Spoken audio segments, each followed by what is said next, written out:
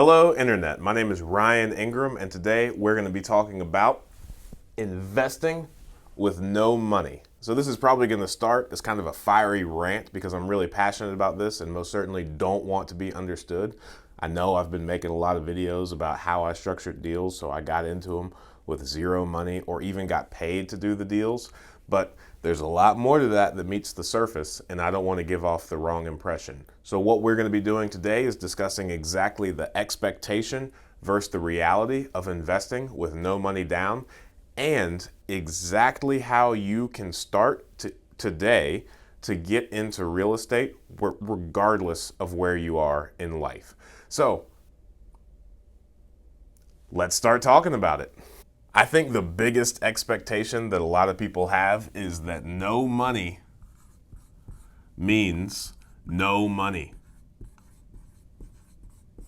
Now, this seems silly, but when I say no money down, we have a very large cash reserve that we've been growing along with our business. So, yes, in all of these videos, I didn't have to put in any of our money, but that doesn't mean that I don't know how to pay for my own gas. That means that I'm keeping all of my money in the cash reserve, and I'm still going to be able to feed my family. So I think when I see a lot of these videos put out, when I see a lot of people at these conferences, or when people text me or call me looking for advice, they truly don't even know how to pay their rent, where gas is going to come from, how they're going to fill up their tank, who's going to feed them, how they're going to pay their utility bills.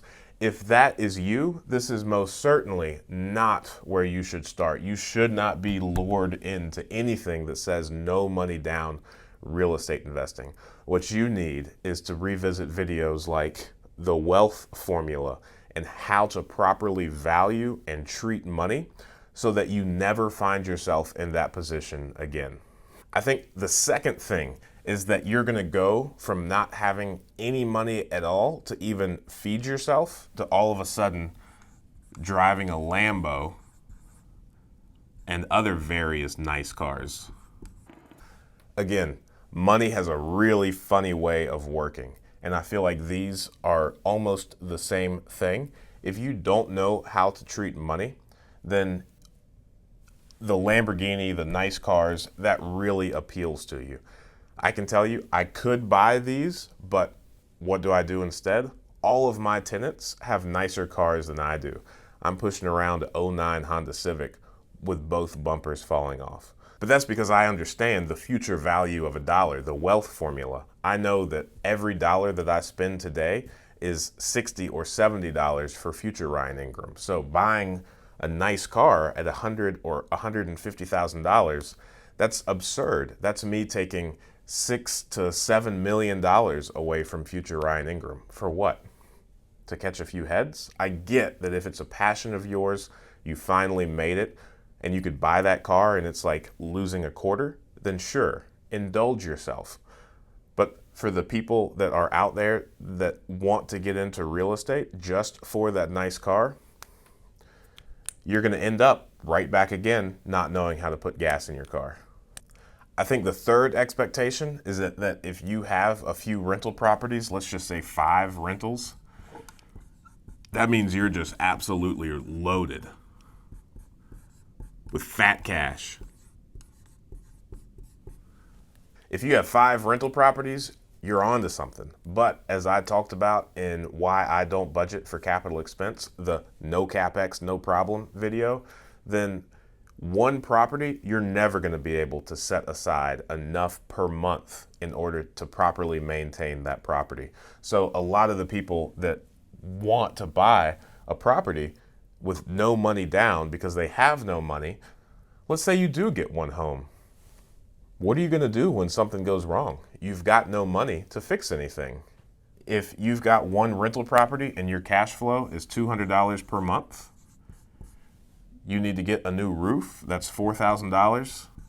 Man, you're looking at 20 months of cash flow that are now tied up in getting that new roof. And during this 20 months, what do you think is going to happen? Are you just sitting down, fingers crossed, hoping that nothing else is going to happen? No water heater is going to go out, no plumbing is going to is going to go wrong. No drywall damage or flooring damage is going to happen from your leaky roof. It's a bad deal. It's a recipe for disaster. If you've got 5 rental properties, you're going somewhere. But again, my personal opinion, which can be contested, I could be proven wrong in different markets.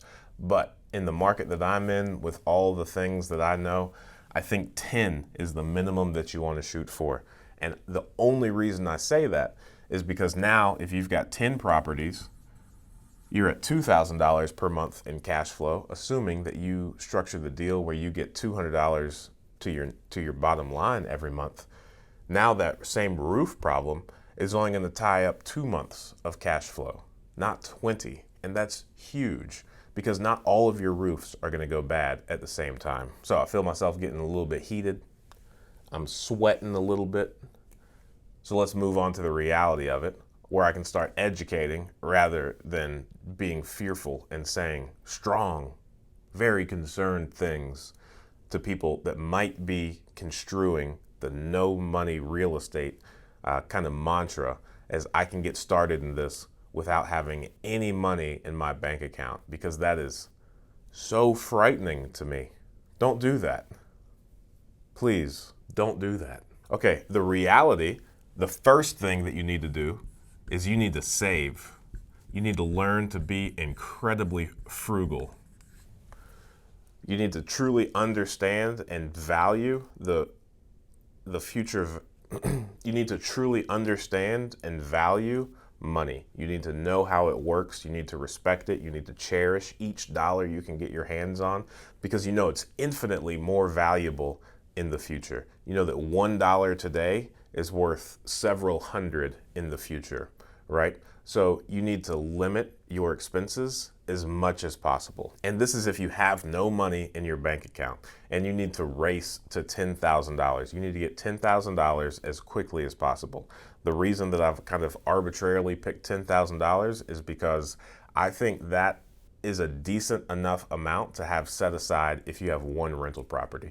The reason is you can most likely replace a roof, a water heater, some plumbing issues, even paint and flooring if you have to turn the unit really quickly or sooner than you expected. Now, I think you could drain that $10,000 very quickly, but if you were to get into a property and have a $10,000 reserve, I would be very comfortable with that. Now, I've mentioned a few times how I got started in real estate. The first duplex that we purchased, we paid cash for. That was $35,000. We had more than $10,000 in our savings. We were doing pretty well. I was making a decent income at the time. I think at that particular point, I was selling life insurance.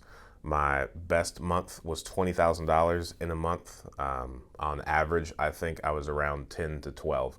Despite that, though, my wife and I, we were incredibly laser focused on saving and being frugal. We got our monthly living expenses to be less than $2,000 per month. And we saved every dime that we got in excess of that. So that's my mindset there. If I haven't mentioned it, or if you haven't watched it yet, please check out the wealth formula video. I think that's really going to help you understand if you have found yourself not appropriately valuing the dollar, then I think that would just help explain how valuable $1 truly is for the future version of yourself. The second reality of getting started in real estate is learn. While there are an insane amount of great deals out there that you could get for $20,000, $30,000. You can get a lot of low-priced real estate here in the Midwest, but you most certainly do not want to lose $20,000 to $30,000 to $40,000. With the 63 rental properties that I have, I'm still horrified of the thought of losing $20,000 to $50,000. I don't want to do it, and I don't think you want to either. So just as many awesome deals as there are out there, there are just as many people out there trying to dress up these properties to sell them in the same price range and take advantage of you. And the properties aren't worth that. I've turned down several properties that I wouldn't even take them for free if they were offered to me, because the amount that it would cost to renovate those compared to the after repair value of the property It just doesn't make sense. You would have to truly pay somebody to take that property away. The way that you can safeguard yourself from that is by learning absolutely as much as possible. I think you have such an advantage. We live in the information age. There's way more information out there than you could possibly consume. You could listen to me for days. You could listen to Grant Cardone and Graham Stephan and all sorts of people endlessly without taking any action on it. You have more knowledge at your fingertips than ever before. When I first moved up here and started selling life insurance, I commuted between Ohio and North Carolina every week. So I had around 14 hours per week in the car where I just had the ability to listen to podcasts and audiobooks and watch videos, listening to interviews of all these real estate moguls, and I just absorbed as much as I possibly could. I started doing all of this research in April, and we didn't buy our first rental property until August. And even then, I was horrified. I thought there was just something that I had to be missing that I didn't cover. But I had 4 months of, at a minimum, 14 hours per week of just listening and absorbing to all the real estate content that I possibly could. In addition to that, we don't own a television. We aren't big on any of these social apps. All of the things that I do, I don't have any games on my phone. We are very intentional and very diligent that all of the things that we put in our brain are educational, are purposeful to help us achieve our mission. I'm super thankful for my wife for being on the same page and taking all of this so seriously, especially with our kids, and being intentional about what we allow to go in their brains as well. I love having my son come out to all these properties with me and really just listen to me as I talk about the mechanics behind what it is that we're doing. Another thing that you can and should be doing if you don't have any money is marketing. You need to start marketing yourself. These no money down deals are not going to come find you. You can't just tell a few people, a handful of people, that you are interested in getting into real estate and you think you could do it without any money. The way that you get into these no money down real estate situations is by tons and tons of marketing. And by that, I mean, as you're learning about all of this stuff, you need to become that guy that you can't have a conversation with him without him mentioning real estate. Everybody in your neighborhood needs to know that you want to get into real estate and that you're looking to buy properties actively. And this entire time, you're working on limiting your expenses so that you could save as much money as possible. You're trying to get to $10,000 as quickly as possible. Every free second that you have, you're going to stop being a social butterfly. You're going to stop watching TV shows and wasting times with games and social media, and you're going to start learning as much as possible. And as you're doing that, all of these things are going to start molding you into a character that people respect, and they know that you're serious when you say that you're looking for properties. One good friend of mine up here sent out thousands of postcards. Now, you can't do that without any money. That's costly.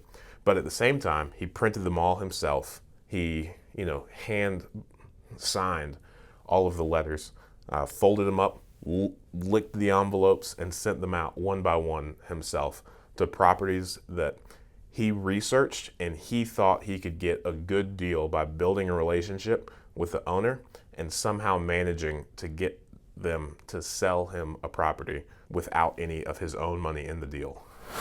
Are you wondering how that worked out for him? Well, he's about to close a package of 13 properties where he's not going to have to put down much of his own money. How much do you think he'd put down for 13 properties? Because he's only going to be putting down around $15,000. And that's no money / low money if I've ever heard it. $1,000 per property thereabouts, that's awesome. He did great work. But it's because he has saved, he's worked on being frugal, he's been learning.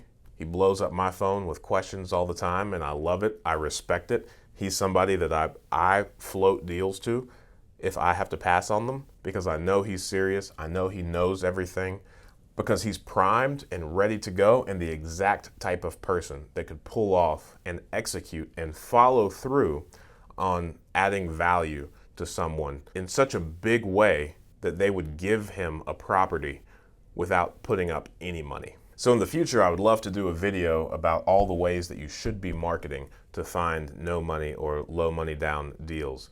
But for now, I think word of mouth and just perfecting the art of saving money, being frugal, the art of just zoning out all distractions, of getting just laser focused tunnel vision on learning everything that you can about real estate, and then telling everybody you know that you're going to start looking for rental properties to purchase.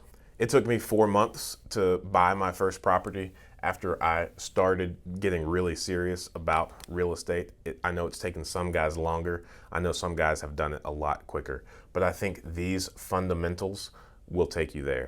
And I think the word of mouth, people seeing what you're doing, people seeing a dramatic change in your behavior, knowing that you're taking this seriously. It's like you've gone back to school, but you're the one that's forcing the assignments on yourself. People are going to see that and they're going to recognize this guy's serious and he really wants to get into real estate. So now when those people that are around you start noticing that, then it's just going to be natural when they hear about someone in regular conversation that really wants to get rid of a property. They're going to say, oh, this guy is actively looking for rental properties that he can purchase. All right, well, that's it today because the cleaning crew showed up and their music is going to be pretty loud for quite some time. Thanks again for watching. If this was valuable to you, please like it, subscribe, and comment below if you have any questions or want to see any particular videos. So thank you guys, and hey, let's learn as much as we can and build some wealth together. Thanks. Can't wait to talk to you soon.